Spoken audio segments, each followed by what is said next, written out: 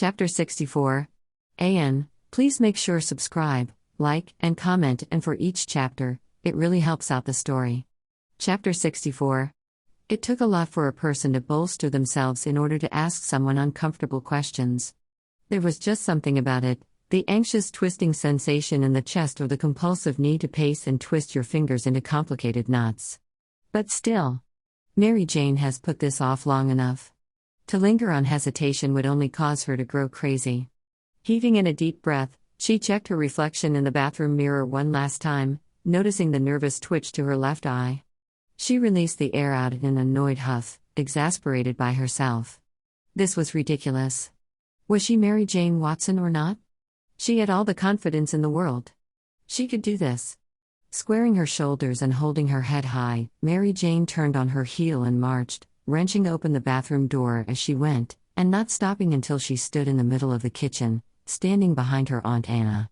Her aunt's back was facing her, working at stirring contents in a mixing bowl with a metal spoon, but she must have sensed Mary Jane's presence because she peeked over her shoulder at her and gave Mary Jane a welcoming grin. "Oh good. I was just thinking that I would need a partner to help mix this cookie dough. A bike almost clipped me yesterday and I hurt my wrist." All thoughts of determination froze within Mary Jane before it began to shrivel up like a grape turning into a raisin in the sun. For a split second, Mary Jane's eyes flickered to her aunt's wrist, noting that it was wrapped in a cloth bandage. Concern overcame her as she watched Aunt Anna turn back to the mixing bowl and continue to stir. "Are you all right? Why are you making cookies if you're hurt?" Why were cookies a priority when her Aunt Anna should obviously be resting? Why hadn't she told her about her injury? Mary Jane could have helped to take care of her. Aunt Anna paused in her attempt at stirring the ingredients together to make the dough, set down the metal spoon, before she turned fully to face Mary Jane with a perplexed frown on her lips. "For Peter's birthday. You did know that it was coming up, right?" All other thoughts were swept out of her mind in an instant. Peter's birthday? The breath vacated her lungs in a whoosh as she stared stupidly at her loving aunt. It felt as though a rug had been swept out from under her. Here, she had been amping herself up to ask her aunt a serious and personal question, only to find that she was a terrible girlfriend. At her reaction, Aunt Anna's frown deepened further as she tilted her head. "So you didn't know?"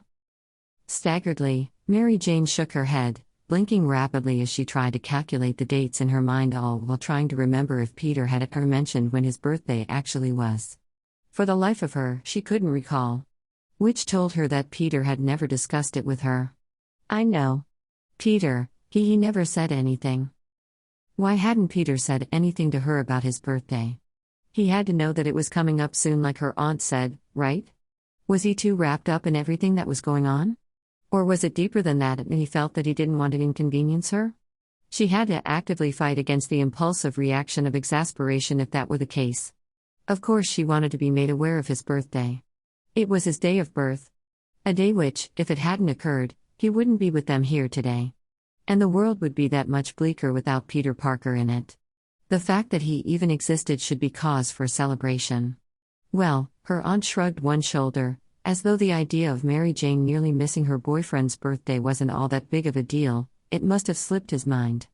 "I couldn't help but notice that Spider-Man's been working overtime and cleaning up the streets a bit." This sort of statement would have normally caused her to smile and preen with pride, but she was still stuck on the fact that it was almost Peter's birthday. A new thought struck her and she nearly gasped aloud as she reminded herself suddenly that she would need to get him a gift. Mentally calculating the little money that she had to her name, she tried to think of anything that he would like that she could afford buying. And it couldn't just be any sort of gift, it would have to mean something. She couldn't very well go get him a bundle of socks or a tie. Peter didn't even wear ties outside of formal functions, like high school dances. A newfound wave of anxiety washed over her as she racked her brain on ideas, when a new concern suddenly hit her. How much time did she have? "When is it?" Mary Jane asked quickly. "His birthday?" "August 10th, Aunt Anna responded, and Mary Jane felt a bit of the tension leave her shoulders. His birthday was still a week away. She still had time. Her mind was still flitting through different ideas when her aunt continued speaking, "Which reminds me, we'll have to find a time to celebrate your birthday. It came and passed while you were..." Her aunt trailed off, her slight smile dipping at the words that were left unsaid. Mary Jane's birthday, July 9th, came and passed while she had been kidnapped, tied to that awful chair in that cold, damp room in Venice. She was 17 and she hadn't even realized. It was a shocking realization, to suddenly notice that you had missed a vital day in your own life. Looking down at herself, she took stock of her own body. She didn't feel like she was 17. Then again, what did being a 17-year-old actually feel like? Huh? Was all that she could say after a lingering moment of silence. Everything about this new life was still catching up to her, to the point that she was oftentimes struck dumb and disoriented at all the changes surrounding her. In fact, it could feel a bit claustrophobic at times. But she was strong. Independent. She would endure. Why are you making cookies now, then? Mary Jane asked, just for something to say. His birthday is still a week away. Granted, she knew for a fact that Peter would very much appreciate her Aunt Anna's oatmeal raisin cookies for his birthday. They were his favorites, after all. But if Aunt Anna was making his favorite cookies for him, then anything food-related as a gift was definitely out of the question. Anything Mary Jane made for him would pale in comparison to her aunt's expert baking skills. Aunt Anna sighed and shrugged one shoulder. Work will be busy here soon, so I'm making them now and putting them into the freezer to keep them fresh. Mary Jane nodded numbly, her brain bustling with so many thoughts, plans. What would Peter want for his birthday? Could she plan a surprise party for him? He really did deserve a night off of some innocent fun with his friends. Her Aunt Anna was right in saying that Spider-Man has been working overtime when it came to fighting crime. And the party didn't have to be huge, just something small with a handful of close friends as they goofed off and acted their age for once. But then again, her Aunt Anna probably wouldn't appreciate rowdy teenagers taking up her small apartment for a night. Maybe she could ask Flash to host? Harry was out of the question. The last 2 times he hosted his friends at his homes, they had been destroyed by fire. And not only that, Mary Jane doubted that Harry would be willing to give out favors anytime soon, not to Mary Jane and especially not to Peter. But she still held out the hope that maybe he would be willing to show up to the party if it was being held elsewhere. It could be used as an excuse to try and reconcile things between him and Peter. Details started formulating in her mind. She wanted to make this day special for Peter. He deserved it for not only being the best boyfriend in the world, but for saving her life on numerous occasions as well as the majority of the world. Her lips twisted downward in thought as she was still stumped on his gift. But she would have to reflect on that later. She came in here for a specific purpose, after all. Aunt Anna? Nerves bounced around in her abdomen again, like cumbersome butterflies as they vaulted themselves uncomfortably against the walls of her stomach. She hummed absent-mindedly as she turned back to her mixing bowl, probably expecting Mary Jane to step forward and help her as she requested. Mary Jane was forced to swallow before she could continue, her mouth suddenly flooding with too much saliva as a nauseous sensation momentarily overtook her, but she managed to squash that feeling down. I was wondering. She trailed off, her words along with her confidence leaving her. It didn't help matters that a part of her didn't actually want to know the answers to her question. What is it, dear? Taking in a shuddering breath, Mary Jane decided to just simply take the plunge. It was now or never. Are you able to help me get into contact with my mom? Mary Jane had said it all in such a rush that Aunt Anna's busy hands staggered to a halt and froze. It took a second for her aunt to respond in any sort of way. But first, she turned around slowly to face her niece with wide eyes. Melissa? Wringing her hands together before her, Mary Jane bit her lip and nodded, uncertain. She hadn't tried once to reach out ever since I decided to move in here, long before the snap. And it suddenly hit her how much this actually hurt her, the pain of it cutting so deep so suddenly now that she allowed herself to dwell on the emotions. Her eyes began to sting and her words came out choked as she said, I need to know why.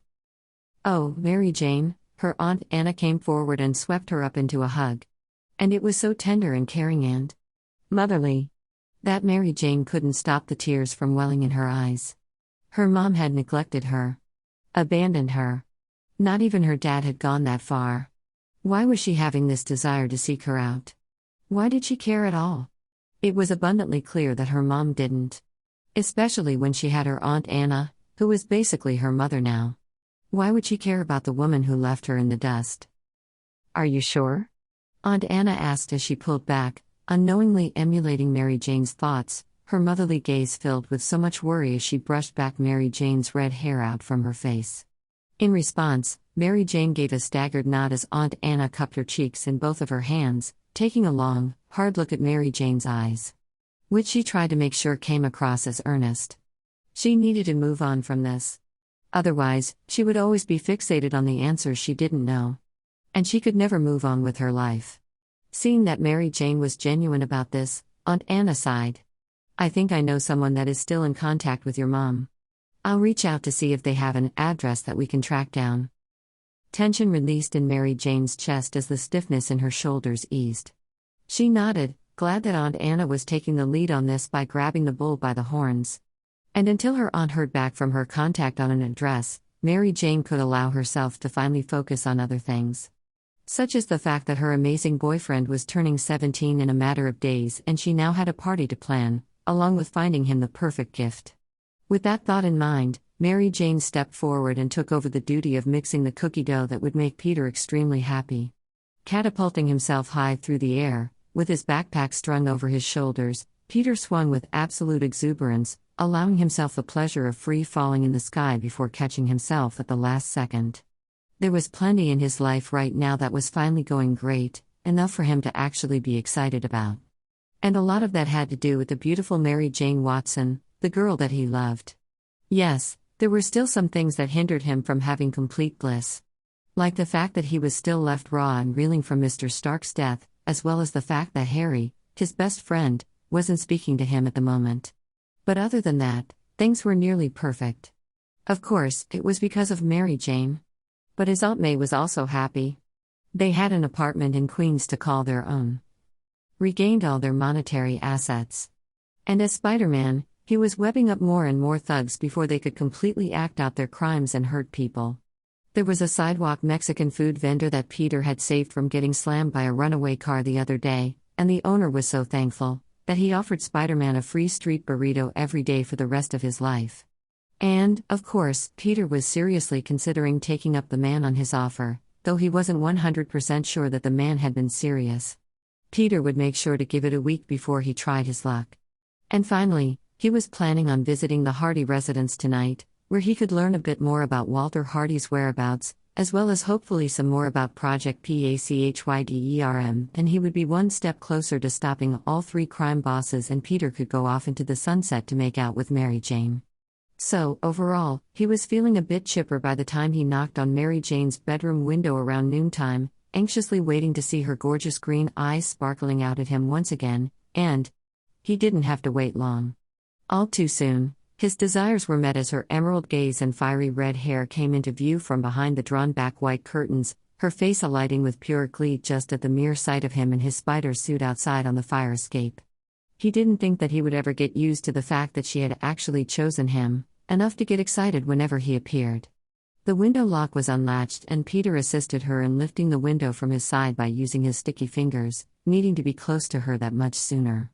"Hi," she breathed out in a raspy tone of voice just as Peter hopped down from the window ledge, landing on his feet in her bedroom.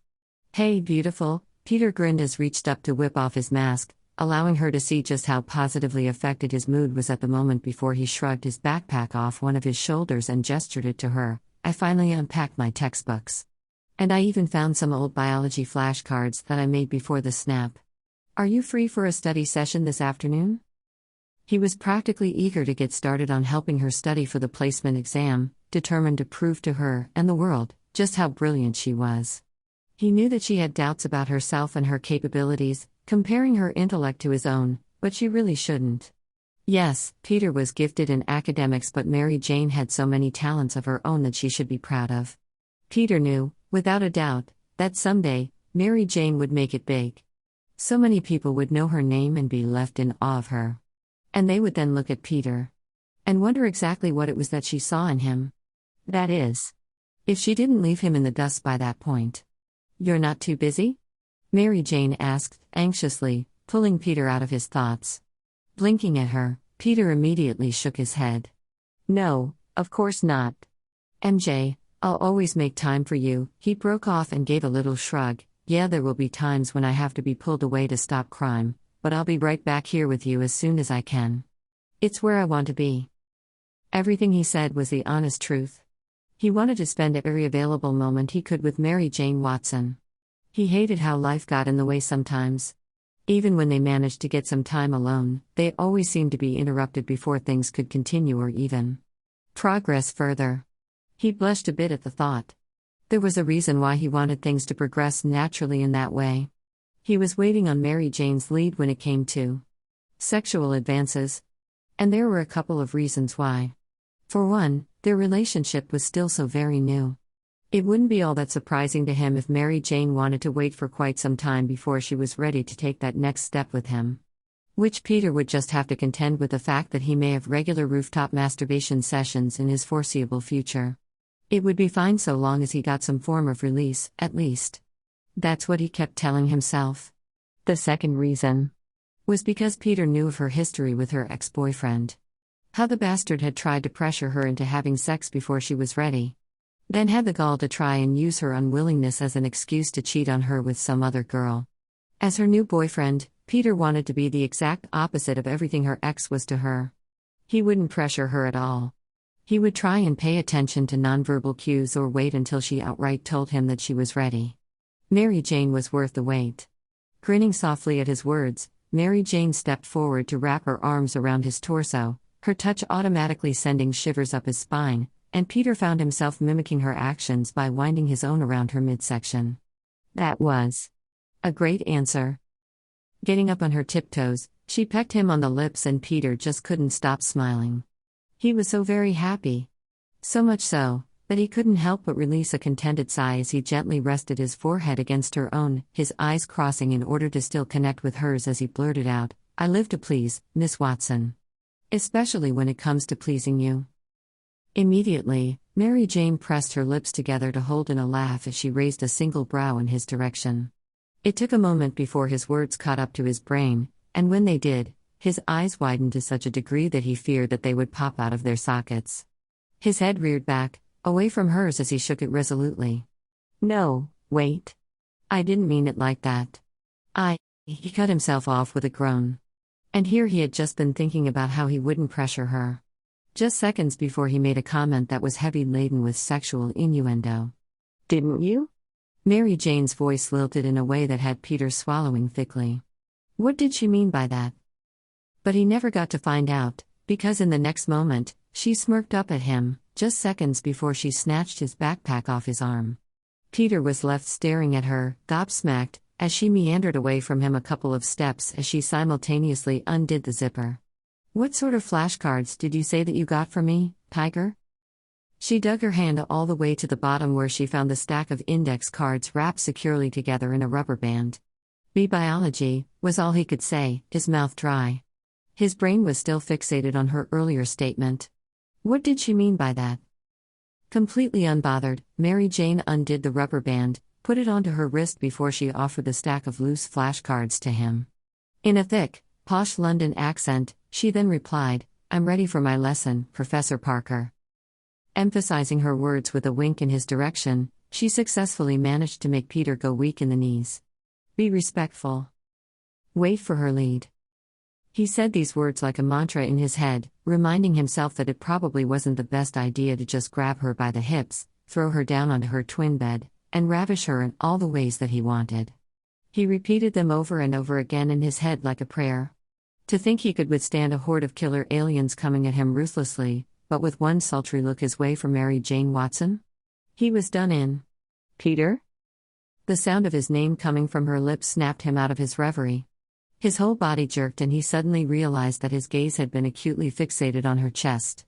Gaze immediately snapping upward, he blinked rapidly and nodded once in a jagged manner. "All right." He made a grab for the stack of flashcards from her hand. The brief touch of their fingers sent a wave of warmth down his arm, before they both naturally made their way over to her twin bed, with Peter sitting on the edge while Mary Jane crawled on top of the mattress to sit cross-legged facing him. Shuffling the cards in his hands, just for something to do to keep him occupied as he fought to find his voice again, Peter then cleared his throat, hoping that it wouldn't come out cracked before he raised the top card up to his eye level. "What is the most basic functional unit found in the nervous system?" Peter asked, relieved that his voice somehow came out sounding normal. Mary Jane bit her bottom lip as her eyes traversed upward to the corner of the room as she thought on the answer. It only took several beats before she hesitantly stated her answer. Neurons? Peter beamed, a wide grin overtaking his face as he looked on at her with pride. See? You're a total genius. Bending her legs up to her chest, Mary Jane crossed her arms over her knees and rolled her eyes at his enthusiasm, but still smiled all the same, and Peter could detect that she looked secretly pleased with herself. But of course, she tried to play it off like it was nothing. Please. That was one of the easier ones. Hence the word basic in the question. We'll just see about that, Peter countered as he pointed a warning finger in her direction. Determination laced through his voice as he set out to prove that she actually knew a lot of this already. Straightening his shoulders, Peter shifted his body on the edge of the bed so that he could better face her as he flipped to the next flashcard. What is a product of photosynthesis? This time, her answer came more readily. Oxygen. Peter threw both his hands up high in the air as he exclaimed, "Bona fide genius." "Stop, Peter," Mary Jane giggled as she reached forward to push at his shoulder. Peter allowed the shove to take effect as he moved with it a couple inches backward, chuckling along with her. It was only 2 questions. Which means that you're 2 for 2, Peter pointed out smugly. That means you're at 100% accuracy right now. A cute little snort escaped her as she rolled her eyes again, her cheeks flushed. And Peter had to admit, he liked the effect that all of this was having on her.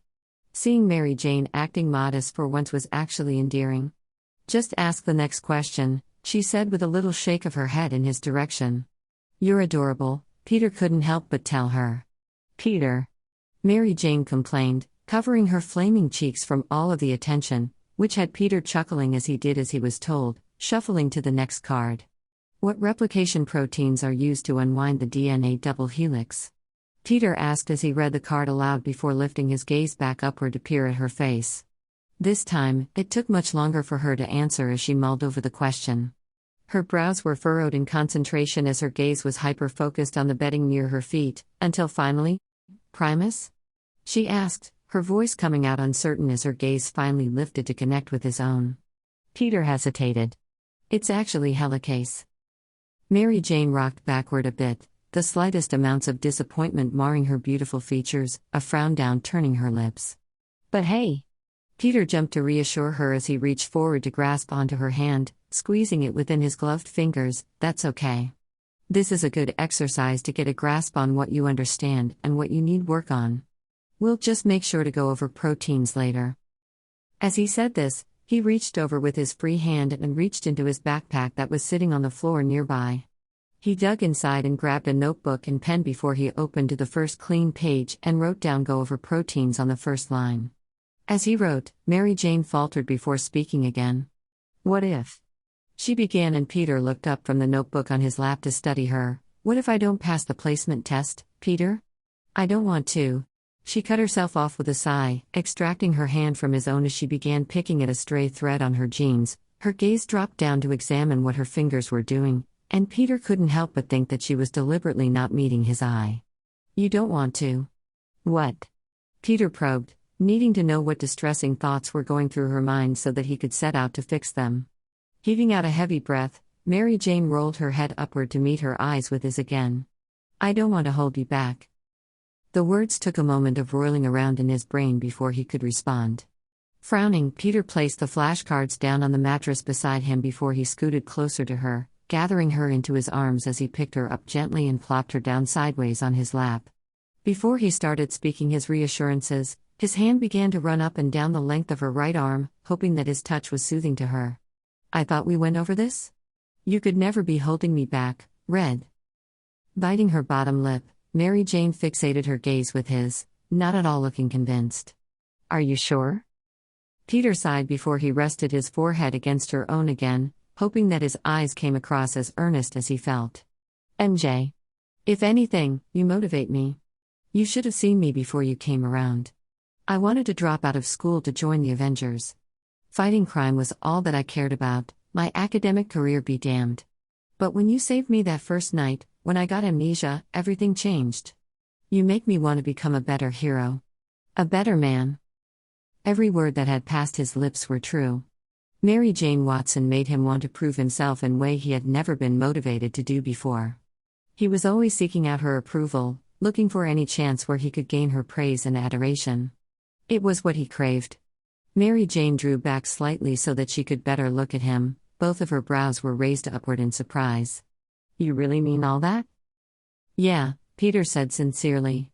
Measurably, her tense features softened. Just moments before both of her hands reached up to cup his jaw carefully, she drew him into a tender kiss. It was so soft, like being touched by a butterfly, and yet it still sent his heart hammering in his chest. God, he loved her so much. So much that he never wanted to let her go. The mere thought of it cut so deeply that he knew instinctively that if Mary Jane ever left him, it would be a wound that would never quite heal. It would be open and oozing, allowed to fester with infection to the point that it would affect his health. As though in resistance to this idea, Peter pressed his mouth to hers once more before whispering against her lips, "Hey, can you promise me something?" One of her hands came up to rake through his wild hair, brushing it back as she responded, "Yeah, of course." Taking in a shuddering breath, Peter revealed his deepest fear to her.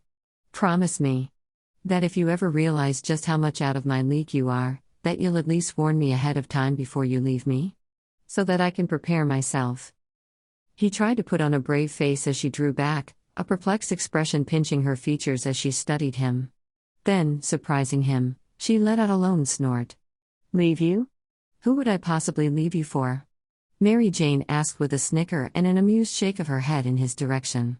A bit of the tightness eased from his ribcage and Peter felt as though he could breathe easier.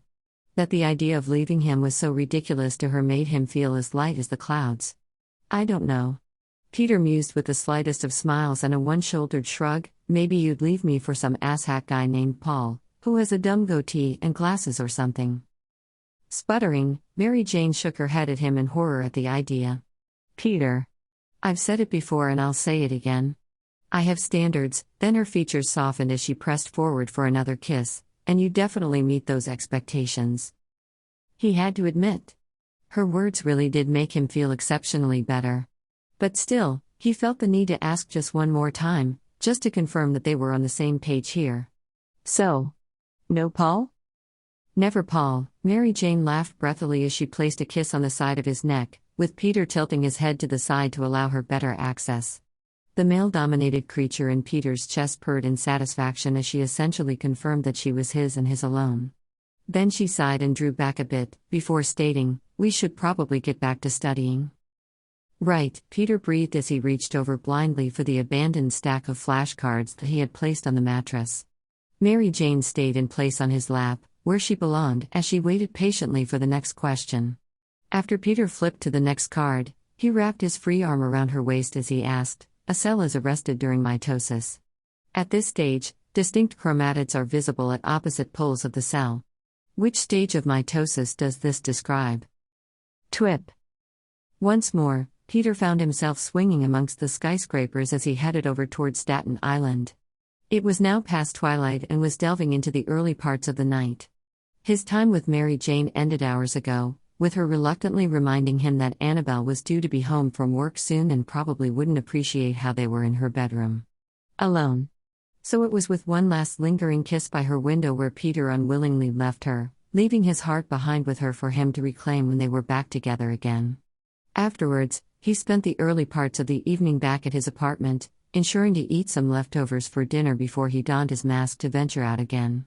Before he left, he had already instructed Edith to send the coordinates he needed to his spider suit, before pocketing the glasses in the secret compartment near his thigh. The navigation to Staten Island took no time at all.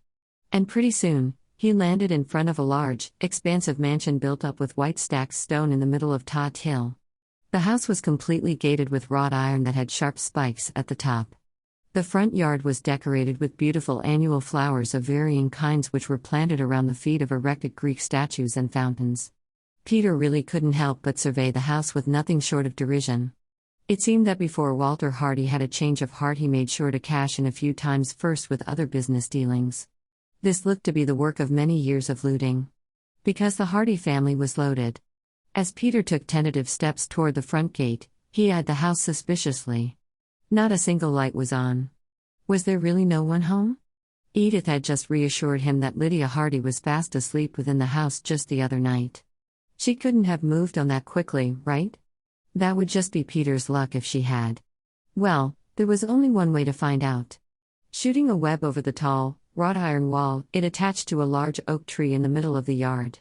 Pulling the web line taut, Peter used it to propel himself onto the property in a smooth arch of a leap. But as soon as his feet landed, bang. Bang. Bang. Bang. Bang. Spider sense jolting him into action, without his mind even aware of the situation at hand yet. Peter's body instinctively jolted into the air and began to dodge the rapid-fire gunshots that came at him from all sorts of different angles. It was as he performed an acrobatic trick in the air to avoid the deadly bullets, his brain finally took stock of the situation. Shit. He must have triggered an alarm system that tried to kill people? What the fuck? Why would the Hardys have this? Bang. Bang. Bang. The automatic guns were too well hidden for Peter to see with the naked eye where they were currently stationed. But Peter suspected that there had to be at least 6 of them. One of them ricocheted against the priceless marble of a Greek statue, taking out a huge chunk of the white stone. A bullet suddenly shot past him, nearly grazing him on the shoulder as Peter flipped out of its way.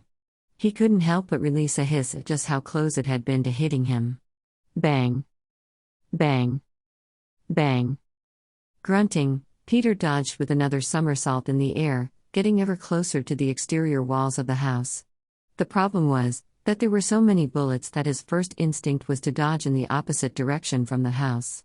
It was almost as though the weaponry was trying to steer him away from the mansion. Like they were following his every movement with some sort of motion detector, and he would have been dead by now if it weren't for his spider sense and ability to stay one step ahead of the bullets. It was a state-of-the-art system, Peter had to admit. But it wasn't about to be successful. Spider-Man wouldn't let it. Formulating a quick plan, Peter faked a dodge to the left, the motion-censored guns immediately taking the bait as it followed in that direction. But in the last second, Peter leapt up high in the air and cartwheeled to the right, closer the house. Seconds too late, the gunfire followed him, but they stopped as soon as Peter forcibly crashed through a first-floor window, shattering the glass as he landed in a low crouch on the expensive white carpet. Freeze. A deeper, feminine voice barked out to his left. The voice was forceful, but there was also an underlying trace of fear there that Peter couldn't help but detect. He could only imagine how this looked to her, an unknown intruder crashing through their window in the dark of the night. Feeling awful for scaring her and before even turning his head to look in the woman's direction, Peter held both his hands up in a sign of peace over his head as he slowly straightened from his pose close to the floor. "I'm not here to hurt you." His eye lenses shifted to adjust to the darkness of the room. The only light was flooding through the window from the nearly full moon behind him. Immediately, he took stock of the room. It looked to be a formal sitting room of sorts. With white, leather chairs and dark mahogany bookcases on the far wall, filled with what looked to be first editions to classic novels. They had to have cost a fortune. Movement caught his attention as a woman, dressed in a white robe, emerged from the shadows, holding a handgun in her hands as she aimed it in the general direction of his head. But Peter was far from afraid. He knew that his spider sense would allow for him to dodge out of the way before the bullet was even released from the barrel.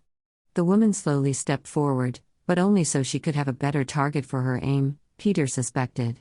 But it gave Peter the advantage of being able to see her features better.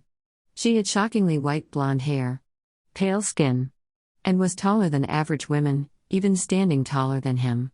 The woman seemed to be appraising him too, blinking rapidly in surprise as she recognized the iconic red from his uniform. Her gun dropped a couple of inches. "Spider-Man? Mrs. Hardy?" Peter asked instead of confirming his alter ego's identity to her. It was obvious who he was, after all. No average person could get past the welcoming parade from the front yard. "Why yes, I'm Mrs. Hardy," seemed to be at a loss for words as she lowered the gun completely. Then she shook her head, as though in a daze, and reached over to flip on a light switch, flooding the room with a dim glow which was still somehow shocking to his senses as his pupils adjusted from the darkness. "What are you doing here?" "I'm here for answers," Peter confirmed, hoping that his voice came across as firm and resolute so that she wouldn't take him as someone that she could refuse. Then his voice softened as he added to the frightened woman, "but also to offer my help." The woman could only gape at him, the gun in her hands going a bit slack by her side, and Peter hoped that she had the safety on it in case she accidentally dropped it and it pulled the trigger. When she didn't say anything, Peter added, "Something tells me that you need it if we're judging by the overcompensation of the security system that you've got outside." They must realize the extent of the danger that they are in from the crime lords that want their hands on that formula. It was good that they were prepared, but to use a system that could easily kill an innocent bystander was just plain crazy in his mind. It was a good thing that he interfered before someone could get hurt. Mrs. Hardy raised her free hand to rub exasperatingly at her temple, as though she had a sudden headache as she tried to work everything out in her mind by his sudden presence. "How did you know? Mom?" A voice called from up the stairs, cutting off what Mrs. Hardy had been about to ask. The woman froze at the sound of the voice just as the echo of footsteps coming down the stairs met their ears. "Is everything all right? I heard gunshots." "Yes, I mean." Mrs. Hardy trailed off, eyeing Spider-Man's eyeless gaze, "I'm not sure." In the next second, a girl with shockingly snow-white hair came from around the corner, wearing white silk pajamas. She appeared to be around Peter's age, and much shorter than her mother but still taller than Mary Jane. His first subconscious thought of her was that she was sorta pretty. Of course, she was nowhere near the levels of Mary Jane's beauty, but Peter couldn't help but notice that she had wide, hazel eyes and an angular jaw. And the white of her hair, oddly, fit in nicely against the olive tone of her skin as it flowed loosely down to her shoulders. But then his brain snapped back a second later, reflecting on how everything that made up Mary Jane called to him like a siren's song. This girl was really no comparison to the one that he loved. The girl standing before him was quite literally made up of a canvas of black and white, while Mary Jane's palette was filled with vibrancy and color, right down to her striking red hair. His next thought was on how strange it was that the entire family seemed to have snow-white hair. Especially the girl, as it was such an unusual hair color for someone as young as her to have. All of this occurred over the course of a few seconds, and in the next, she seemed to finally take notice of his presence as she looked beyond her mother. When her gaze finally landed on him, her eyes widened significantly. Peter said awkwardly, his hand automatically going up to uncomfortably cradle the back of his neck as he looked between the two. He racked his brain to try and figure out the most tactful way of asking Lydia Hardy if they could speak alone. He didn't really think that it was the girl's place to get involved in any of this superhero business. She was too young. But in the very next instant, as though contradicting his thoughts of her age, a sultry sort of look came over the girl's face as a slow grin overtook her lips. She dropped a hip, and Peter couldn't help but gape at her from underneath his mask as she began to sashay her way closer to him. Completely frozen in place, Peter was certain that his eye lenses widened to such massive degrees that he was momentarily afraid that they would get stuck that way. When she finally stood right before him, Peter shifted back a step uncomfortably just a second before she laid a hand on his shoulder. And as if that wasn't bad enough, the girl purred out in a low, provocative voice, "Meow, Spider." The words cut deep through the ice that had frozen him in place, and Peter jolted as he forcibly pulled his arm out of her tight grasp and took several steps back. His hands were raised out in front of him, for his own protection in case she decided to come close again, as he said, "Down, kitty. I have a girlfriend." The girl tutted at him with a small pout. One hand came up to twist a lock of hair around her fingers. "That's a shame." She mused slowly before a smirk lit up her features again, her eyes brightening along with it, as strode ever closer to him. Before she went on to ask, "Kitty, huh? Do you like cats?" To say that Peter was flabbergasted was an understatement. Besides Mary Jane, he had never had a girl actively flirt with him before. And if this exact scenario had happened back before he had met Mary Jane, Peter probably would have felt a nervous excitement bubbling in his chest at the attention. But now, it just made him feel uncomfortable. Knowing that Mary Jane held his whole heart, it just felt wrong to be given this sort of attention. It certainly wasn't wanted. Not by him. So, he felt no qualms in shutting it down immediately as he quipped, "Yeah, cats are all right, but you won't ever catch me wearing boxers with anything cat-related on them." At this, the girl's open expression soured somewhat and Peter basked in it. "What are you doing here?" Lydia Hardy piped up then, and Peter was extremely grateful as he used it as an opportunity to sidestep the girl and approach her mother. "I'm here to see you." "Is there?" He broke off with a short look back at the girl, only to find her watching him with hooded eyes, in a way that resembled a lioness hunting down its next prey. Shivering, Peter turned back to the older woman, hoping that blatantly ignoring the girl would deter her. "Is there a place we can discuss things? In private?"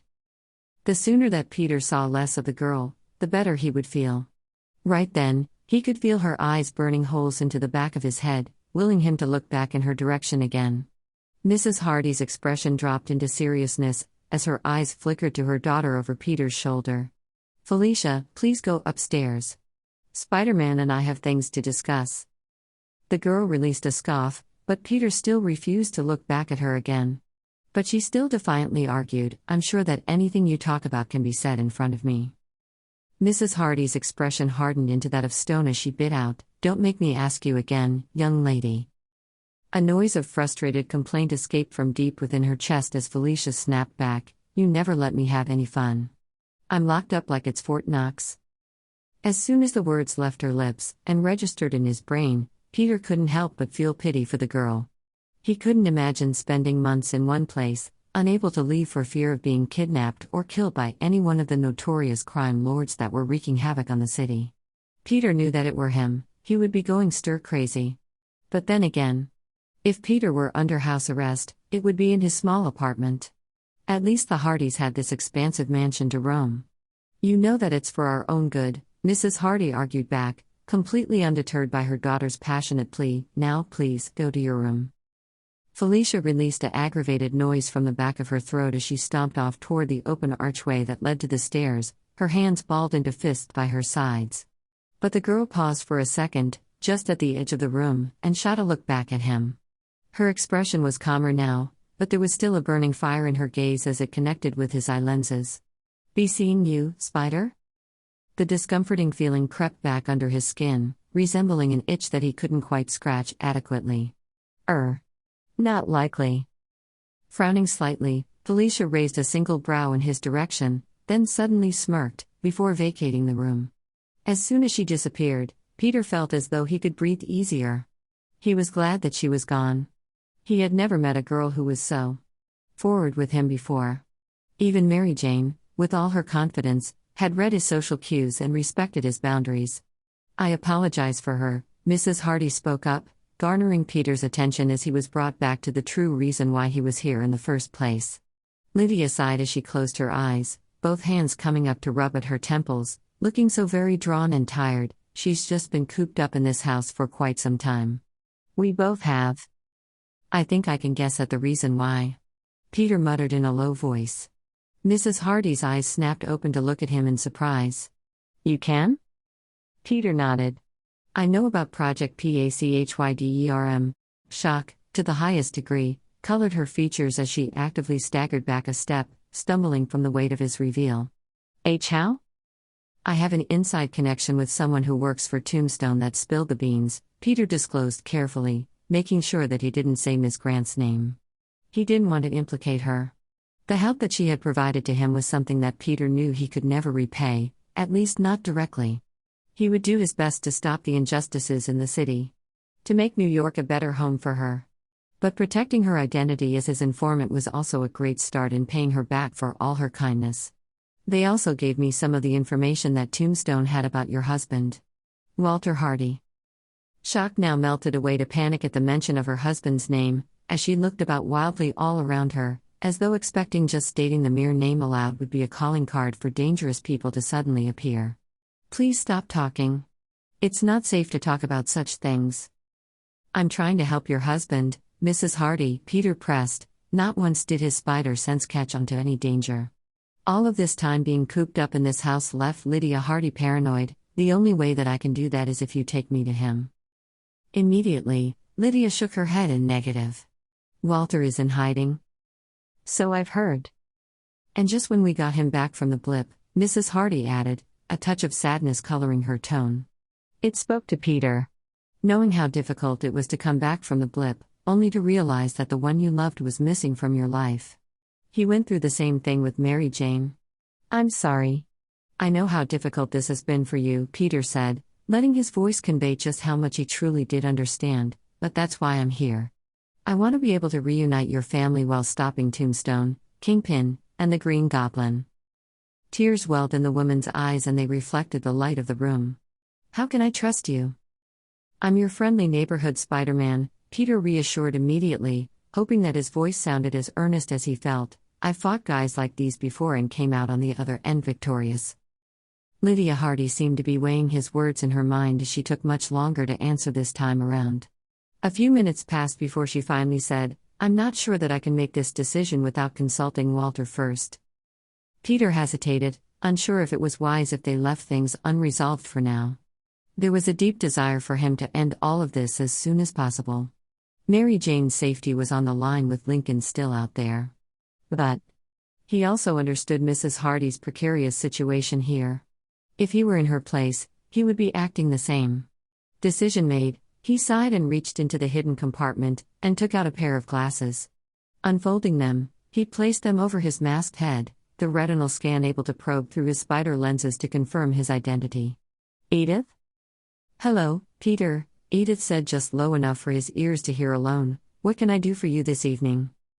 "Yes, hi," Peter said in a low voice, as Mrs. Hardy watched on curiously. "Can you please create a secure number for the Hardys to get a hold of me through?" "Yes, please stand by.